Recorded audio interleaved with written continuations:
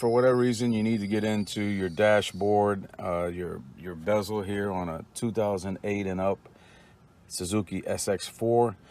First thing you got to do is, of course, you got to take off these clips that are on here, and you got to do it slowly.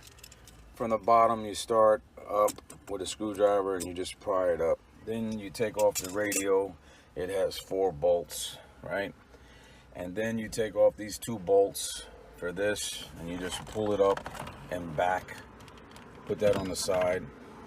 For this dashboard, it just pops right out. All you gotta do is just get a screwdriver, pop it open. Screwdriver here, pop it open, and a screwdriver here, pop it open, and it comes right out.